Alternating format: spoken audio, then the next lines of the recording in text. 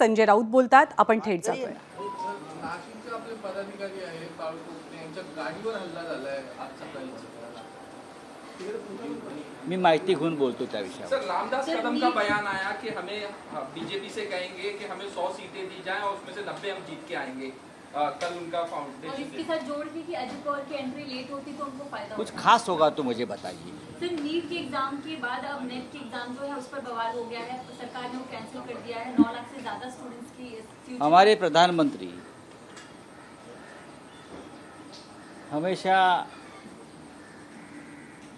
मन की बात करते हैं, उसमें परीक्षा पे भी चर्चा करते हैं, लेकिन देश के ये महत्वपूर्ण परीक्षा में जो घोटाले चल रहे हैं, जो फ्रॉड चल रहे हैं, उसमें अब तक उस परीक्षा पे प्रधानमंत्री ने चर्चा नहीं की. बाकी सब पर चर्चा करते हैं. इटली में जाकर आते हैं, वहाँ चर्चा करेंगे, राजनीति करेंगे, लेकिन लाखों युवाओं का जो भविष्य है, हाँ, जो संकट में है, चाहे नीट हो, चाहे नेट हो, चाहे और हो, सिर्फ रेडियो पे परीक्षा पे चर्चा करने से युवाओं का भविष्य ठीक नहीं रहेगा. बात करिए ना. बात करने से क्यों आप कतराते हैं? पूरे देश में एक प्रकार से जो कन्फ्यूजन हुआ है युवाओं के भविष्य के बारे में, उस बारे में अगर प्रधानमंत्री से हम सवाल नहीं पूछेंगे तो किनसे सवाल पूछेंगे? परीक्षा पे चर्चा होनी चाहिए. अगर हम चर्चा करेंगे तो आप बोलेंगे आप हमें विरोध करते हो, बेवजह टीका टिप्पणी करते हो. लेकिन लाखों युवा, उनके अभिभावक, उनके पेरेंट्स सभी सड़क पर है, सभी रो रहे हैं, सभी संकट में है, तो बात तो करिए. अमरावती जिल्ह्यात 152 दिवसामध्ये 143 आत्महत्या केल्या आहेत शेतकऱ्यांनी. राजधानी झाली आत्महत्या करणाऱ्या शेतकऱ्यांची अमरावती जिल्ह्यात.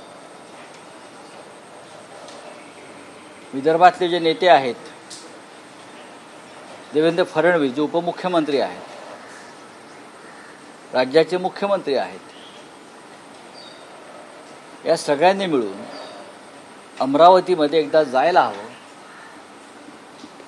आणि आपण जो आकडा सांगितला शेतकऱ्यांच्या आत्महत्येचा, याच्यावरती तिथे बसून चिंतन आणि मनन केलं पाहिजे.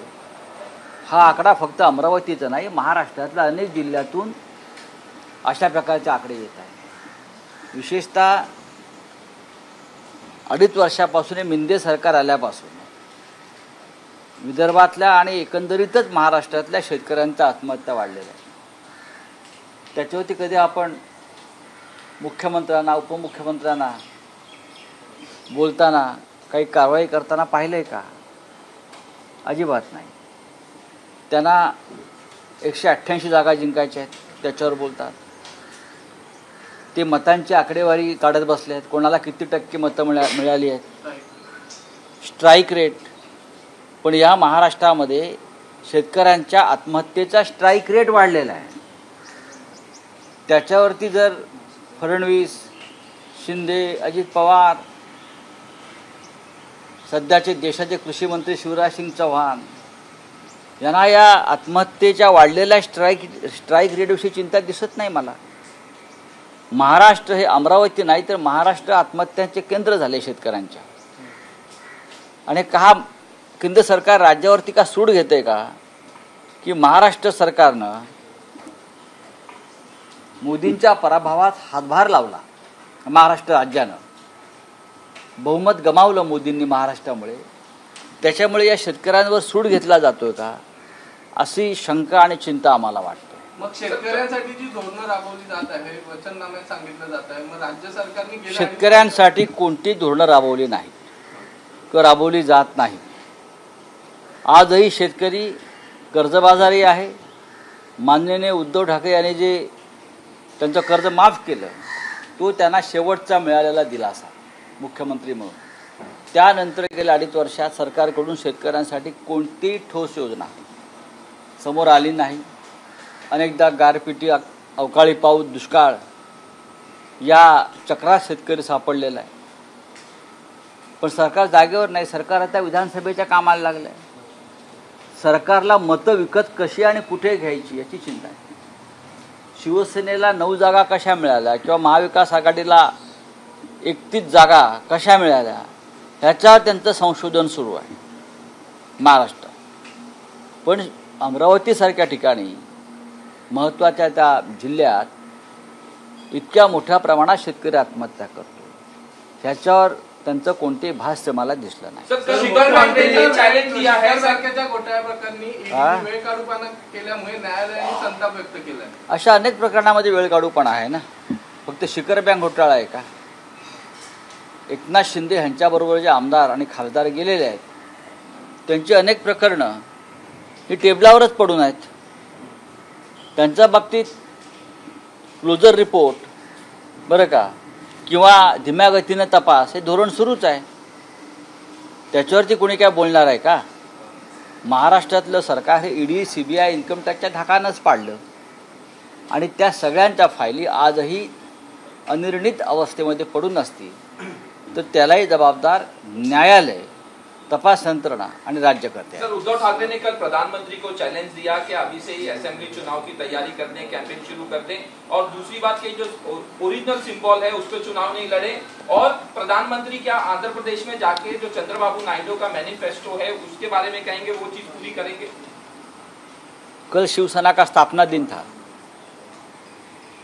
और शिवसेना पार्टी चीफ उद्धव ठाकरे जी ने जरूर एक चैलेंज प्रधानमंत्री मोदी जी को दिया है.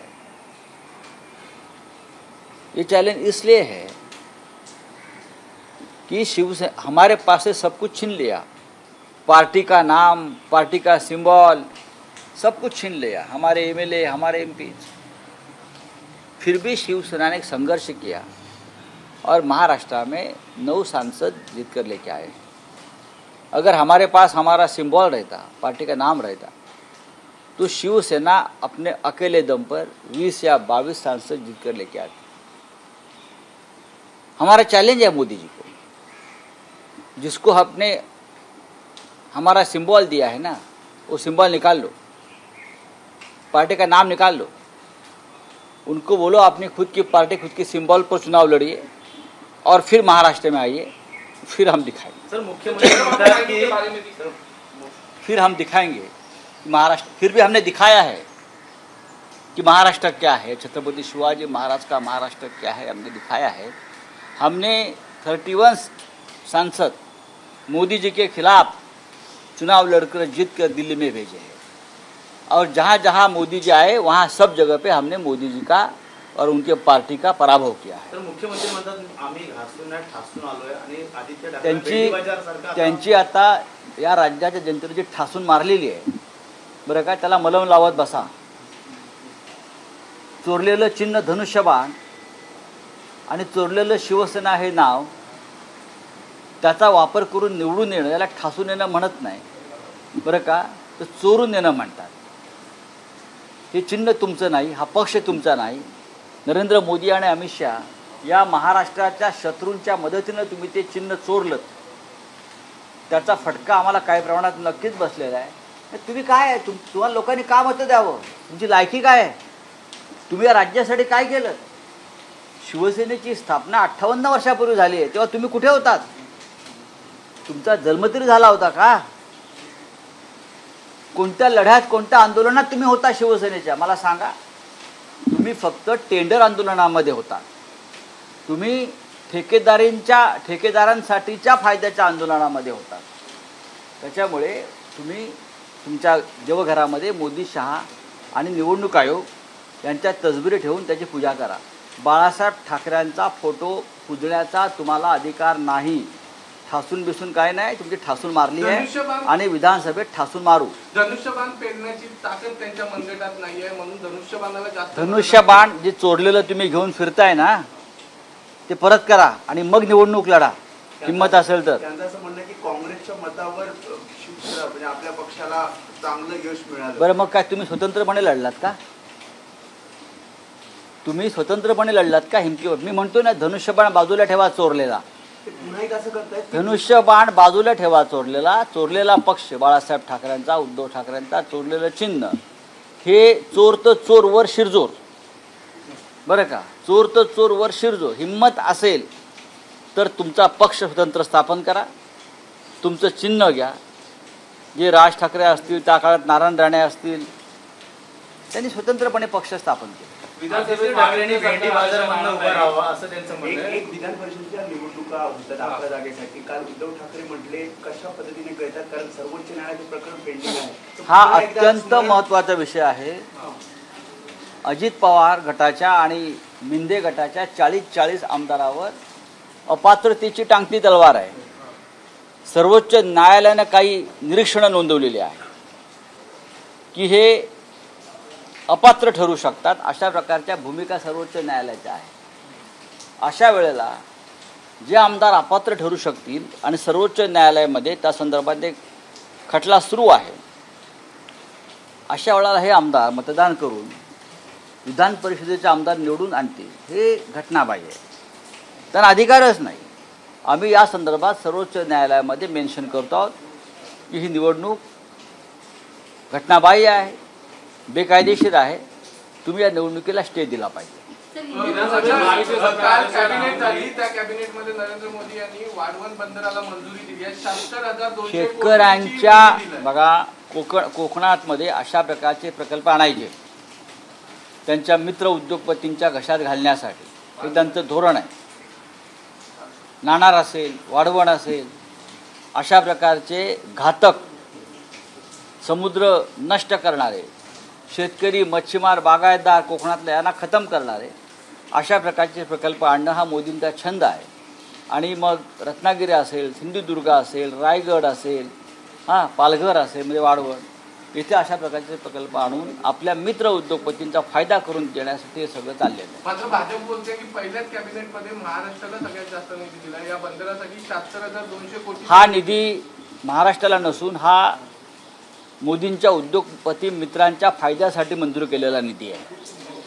तर रामदास कदम म्हणतात की अजितदादा उशिरा आले त्याचा फायदा झाला असता आणि येणाऱ्या काळात 100 जागा आता महागार आहेत. आप लोगों की लोकसभा में जीत के बाद महायुति में थोड़ा सा प्रॉब्लम चल रहा है. कह रहे कि अजित पवार की एंट्री लेट होती तो शायद जीत ठीक है, जाते. वो उनका देखेंगे, हम उनके ऊपर क्यों बात करें. तर संजय राऊत यांनी माध्यमांशी बोलताना अनेक मुद्द्यांवर भाष्य केलंय.